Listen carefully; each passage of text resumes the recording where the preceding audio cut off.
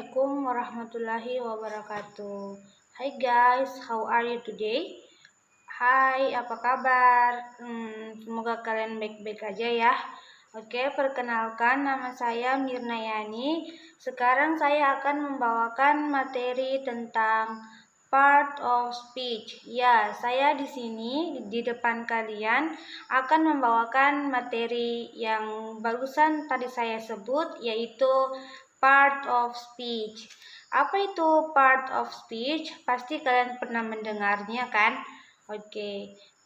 Walaupun begitu, saya akan sedikit menjelaskan yang saya ketahui tentang part of speech itu. Ya udah, saya akan memulai untuk menjelaskan. Part of speech merupakan klasifikasi kata yang dikategorikan melalui peran serta fungsi dalam kalimat dari suatu bahasa. Dengan mengetahui part of speech, kalian dapat mengetahui fungsi kata suatu kalimat. Nah, selain itu juga teman-teman juga bisa mengetahui, yaitu part of speech merupakan langkah pertama yang perlu teman-teman pelajari ketika ingin belajar bahasa Inggris, karena kegunaannya yaitu untuk membantu kalian dalam memahami bentuk kalimat yang ada di dalam bahasa Inggris.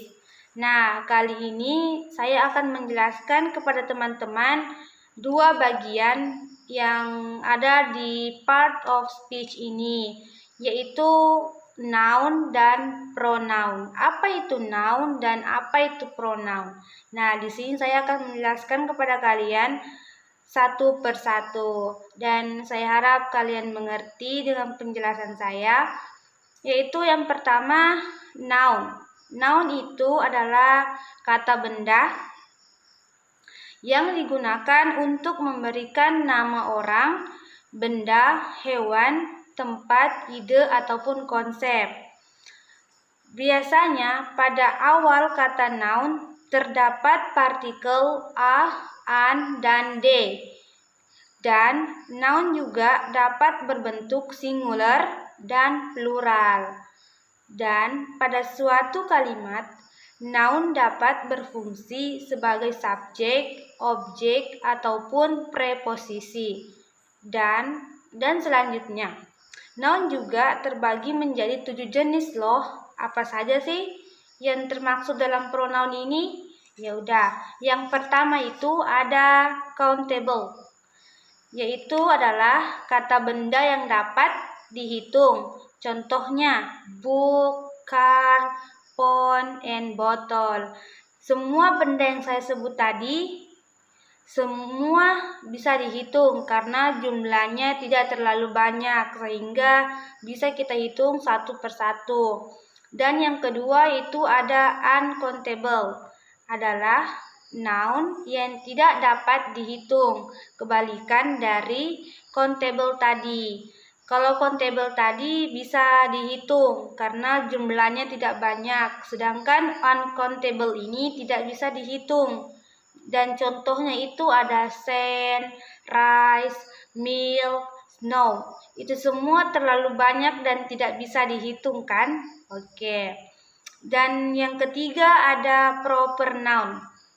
Proper noun merupakan noun yang berwujud nama atau julukan, atau huruf depannya itu berkapital. Contohnya itu Indonesia, England, dan Everest.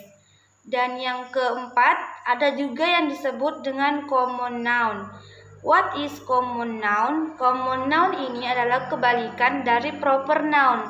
Kalau proper noun, huruf depannya berkapital besar. Nah, kebalikannya, common noun ini tidak berkapital besar.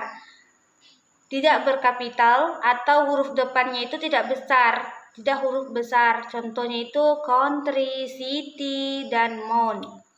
Dan yang kelima, ada juga yang disebut dengan abstract noun. Apa itu abstract noun?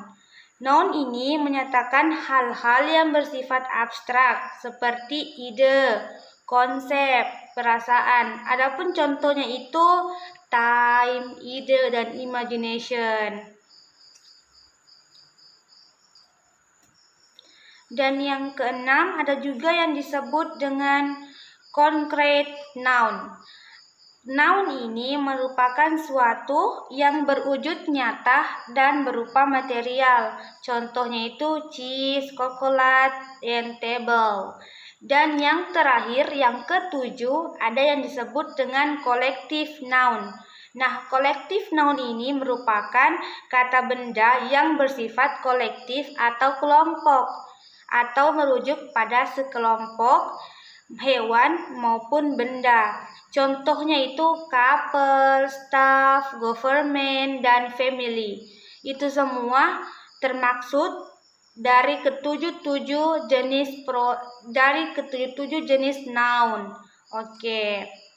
Dan mungkin sudah selesai dari pembahasan noun. Sekarang kita melangkah ke pembahasan yang kedua, yaitu pronoun. Apa itu pronoun? Oke teman-teman, kita sekarang akan lebih lagi menjelaskan tentang pronoun. Pronoun itu adalah kata yang digunakan untuk mengganti kata noun. Dan penggunaan pronoun dapat mencegah terjadinya pengulangan kata yang dapat menyebabkan wacana yang terbangun tidak baik. Oke teman-teman, mungkin itu yang bisa saya jelaskan tentang definisi pronoun. Dan ternyata pronoun ini juga terbagi menjadi beberapa jenis, yaitu yang first one, jenisnya yaitu yang pertama ada yang disebut dengan personal pronoun. Apa itu personal pronoun? Yaitu kata ganti orang. Adalah kata ganti orang yang menunjukkan orang terbagi menjadi 3 bagian. Yang pertama ada first person, second person, third person. Sedangkan berdasarkan posisinya terbagi menjadi 2 golongan, yaitu nominative case dan objective case. Apa yang dimaksud dengan nominative case? Oke.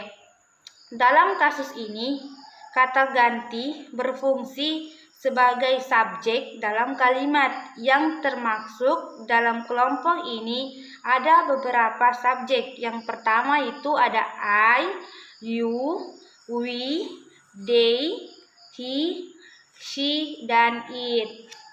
Adapun juga yang dimaksud dalam nominative case dalam kalimat pada umumnya berada sebelum infinitif.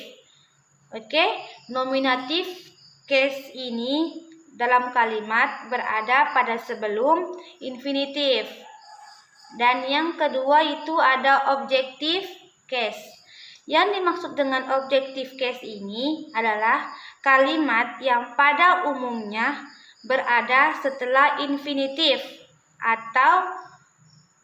atau setelah infinitif, dan itu mempunyai 2 perbedaan antara nominatif dan objektif.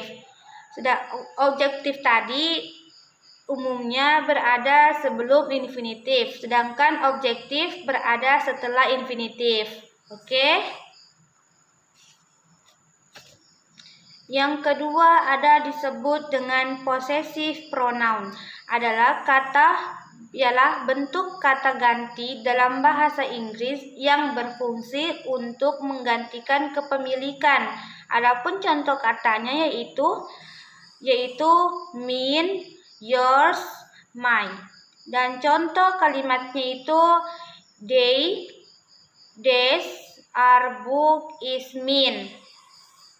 Dan yang ketiga ada disebut dengan reflexive pronoun, yaitu ialah bentuk kata kerja yang digunakan untuk menunjukkan tindakan atau kegiatan yang dilakukan oleh diri sendiri.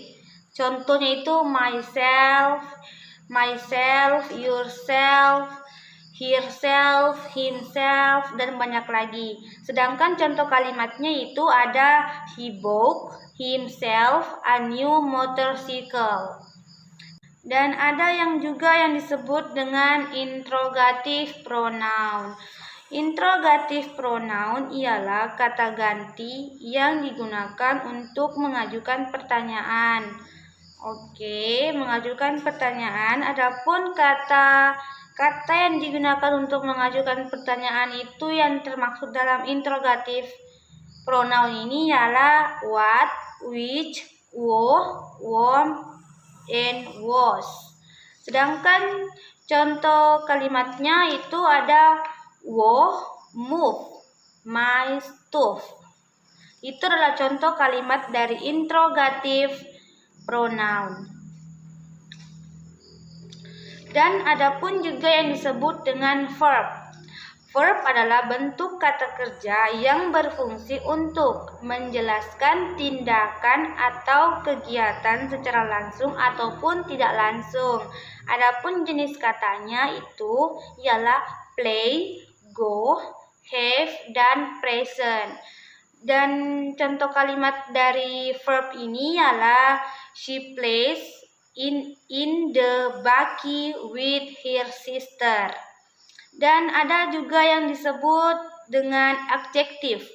Adjektif adalah kata sifat yang menerangkan kuantitas, kecukupan, urutan, kualitas. Adapun kata yang digunakan yaitu dark, hot, bad, pretty, dan bright. Dan adapun contoh kalimat yang digunakan untuk cara penggunaan dari adjektif ini ialah homemade, dark chocolate, atau bisa juga dengan they are beautiful. Oke. Dan yang terakhir ada juga yang disebut dengan conjunction. Oke, apa itu conjunction? Conjunction adalah kata penghubung yang setara dengan kata, frasa, klausa, dan kalimat. Dan contoh katanya itu ada and, or, after, atau but. Adapun contoh kalimatnya itu he is smart but he is arrogant. Oke, baik teman-teman, mungkin yang sudah saya jelaskan tadi cukup sampai di sini dan saya harap teman-teman bisa mengerti dan pahami yang saya jelaskan tadi tentang noun dan pronoun. Sekian dari saya, Mirnayani, pamit. Assalamualaikum warahmatullahi wabarakatuh.